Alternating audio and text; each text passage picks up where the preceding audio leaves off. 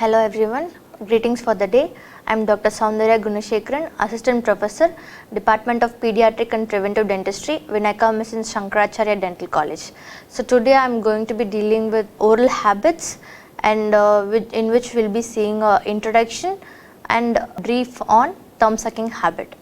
So what exactly is an oral habit? Any repetitive behavior that utilizes your oral cavity is called an oral habit. And so these are the few definitions of oral habits.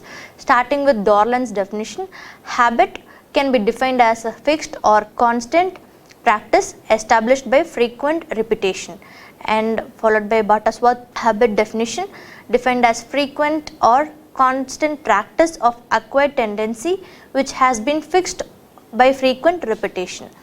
Following by Mathewson's habit definition, oral habits are learned patterns of muscular contractions, and Boucher OC finally defined habit as a tendency towards an act or an act that has become repeated performance, relatively fixed, consistent, easy to perform and almost automatic. So in this definition, almost automatic means the patient will not even be aware of practicing a habit. So these are the few common oral habits that could be seen in patients or children's. Those are mouth breathing habit, tongue thrusting habit, nail biting habit, thumb sucking, bruxism, lip biting habit, and other oral habits include pencil chewing, bobby pin opening, bottle opening, needle biting, improper brushing, wire chewing, that is electrical wire chewing. So any habit will have a etiology irrespective of this habit being. So the etiologies could be family conflicts, school pressure, jealousy, peer group pressure, stress, occlusal interference followed by a restoration or any abutment or any restoration in the oral cavity, breathing obstruction, limited association with tooth eruption, and poor physical health. So the habits in general could be classified, and William James in 1923 classified habit into useful habit and harmful habit.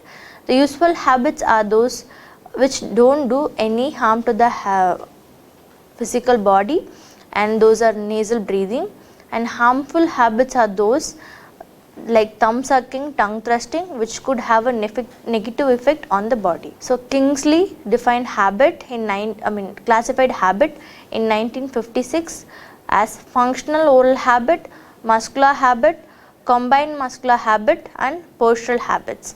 Functional habit include mouth breathing, muscular habit that is tongue thrusting, combined muscular habits that are such as thumb and finger or digit sucking, postural habits such as chin popping and abnormal pillowing. Morris and Bohanna in 1969 classified habit into pressure habit, non-pressure habit, and biting habit.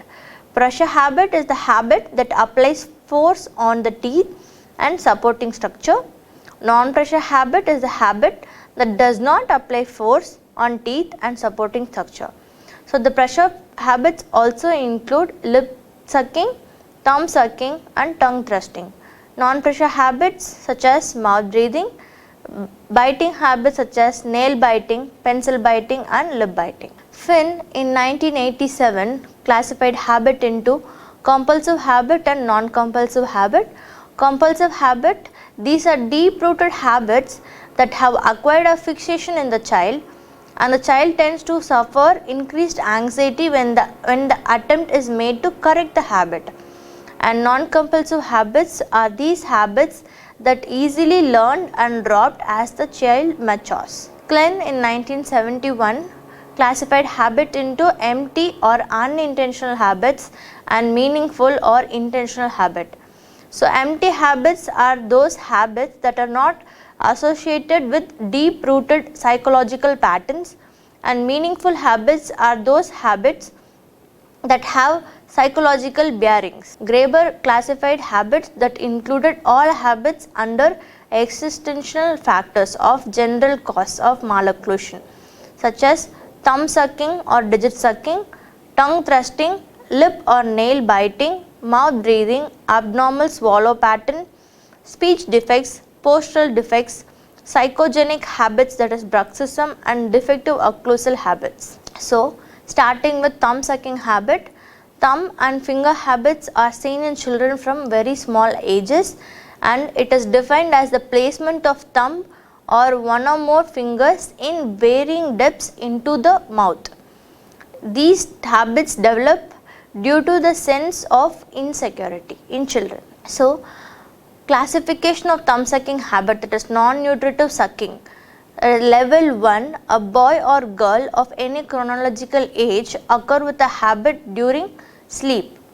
Level 2 is a boy under the age of 8 years with a habit that occurs at sitting on during waking hours.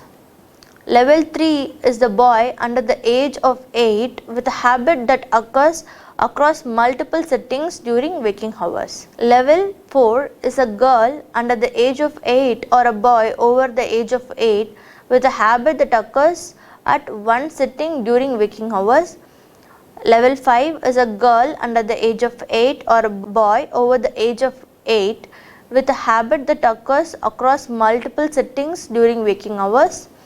Level 6 is a girl over the age of 8 with a habit during waking hours. So, the classification of thumb sucking habit according to Subtinley. Group 1, thumb placed into the mouth beyond the first joint and occupies a large portion of the vault of the hard palate, pressing against the palatal and alveolar mucosa. Group 2, the thumb did not go completely into the vault area of the hard palate, however it usually enters into the mouth up to around the first joint or just anterior to it, as we can see in the picture. Group 3, the thumb pressed fully onto the hard palate as in one group, as we can see in the picture how the thumb is fully pressed onto the hard palate. Group 4, thumb did not progress appreciably into the mouth. Lower incisors are made contact at approximate levels of the thumbnail. So, if you can see in the picture, only the thumb is resting on the lower incisors. So, distinct pattern of thumb sucking. So, group 1 pushes the palate in a vertical direction and displays only little buccal wall contraction. Group 2 registered strong buccal wall contraction and negative pressure in the oral cavity. This group shows posterior crossbite, that is one of the important features that could be seen in thumb sucking habit. And group 3 altered positive and negative pressure and showed the least amount of malocclusion of any group. So, the etiology of thumb sucking habit is classified by, is given by Freud. That is a Freudian theory in which he proposes that a child has passed through various distinct phases of the physiological development of oral cavity, in which oral and anal phases are seen during the first 2 to 3 years of life.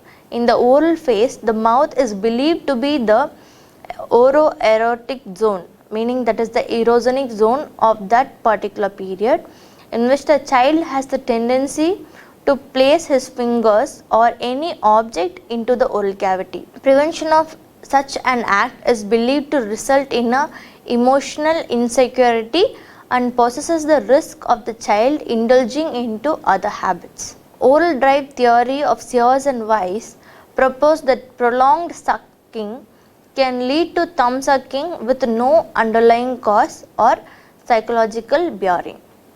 Benjamin's theory stated that thumb sucking arises from rooting reflex seen in all mammalian infants. Rooting reflex is the movement of the infant's head and tongue towards an object that touches his or her cheek. The object is usually mother's breast but may also be a finger or a pacifier. This rooting reflex disappears in normal infants during around 7 to 8 months of age. Learning theory by Davidson. According to his theory, habit stems from an adaptive response and assumes no underlying psychological cause and is acquired as a result of learning. So, these are the other individual factors which can contribute to the development of a habit. Parents' occupation can be related to socio-economic status of the family, working mother.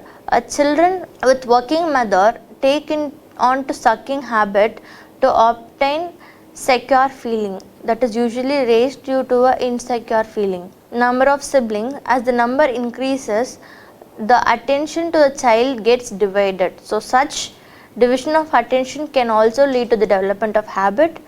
Social adjustments and stress can be due to the peer pressure or parents who scold the child. So diagnosis, moving on to the diagnosis of such habit, the history is the more important part.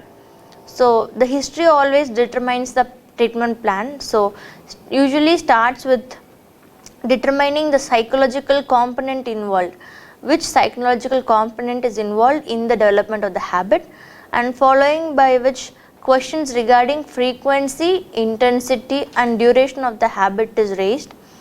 And once that is done, inquiring the feeding pattern, parental care, presence of other habits should also be evaluated, because a habit can present in combinations also.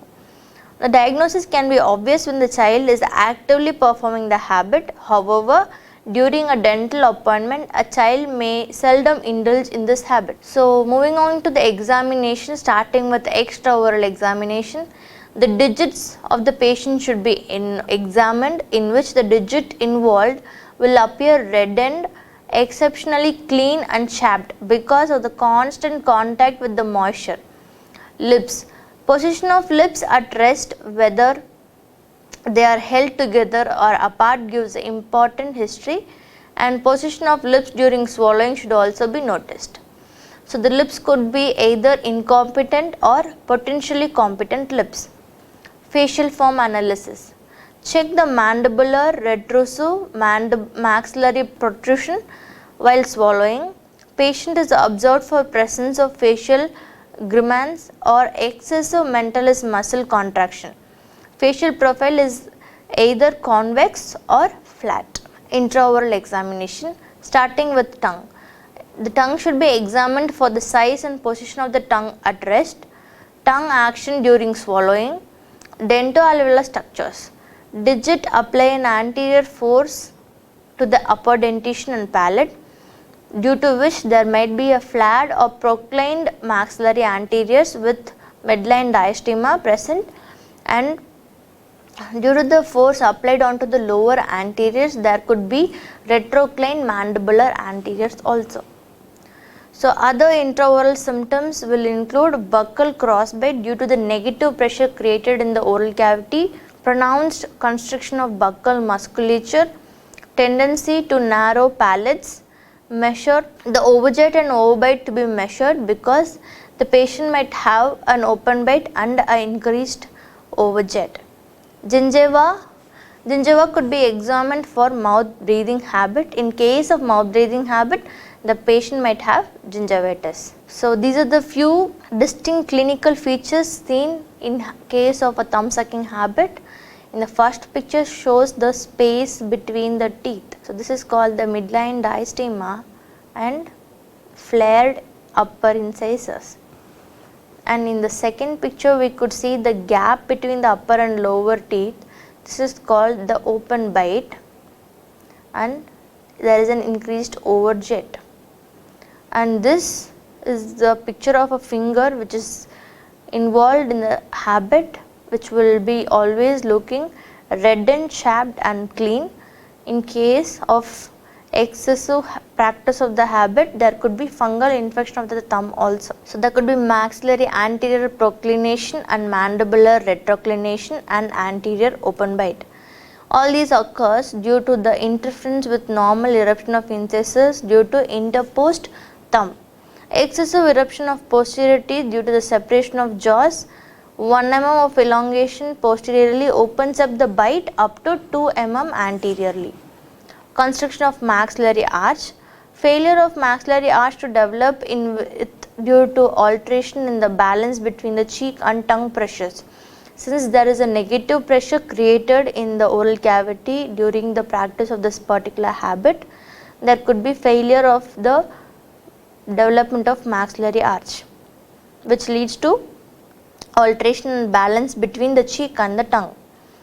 Posterior crossbite. It occurs as a consequence of constricted maxillary arch. So what could be the prevention methods that could be employed to prevent such habits are like motive based approach, engaging the child in various activities, duration of breastfeeding, mother's presence and attention during bottle feeding, and a use of pacifier. So these are the mechanical therapies which are used in the prevention or to say stop the thumb sucking habit. First picture shows the palatal crib.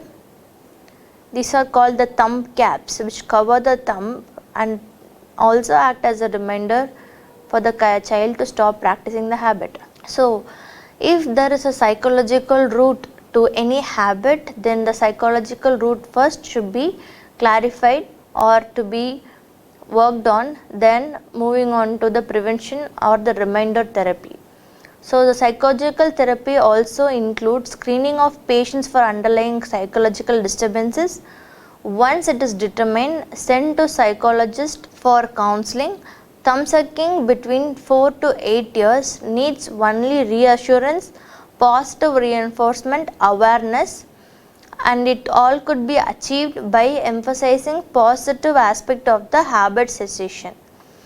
Children and parent are informed about the existing dentofacial deformities and long-term risk that could happen due to the habit. So Beta-Dunlop's hypothesis or Dunlop's beta hypothesis is the method that is used, a psychological method that is used for the cessation of the habit, in which the subject is forced to concentrate on the habit at the time he practices it, so he can learn to stop performing the act. The child should be asked to sit in front of a mirror and asked to suck his thumb and observe himself as he indulges in the habit.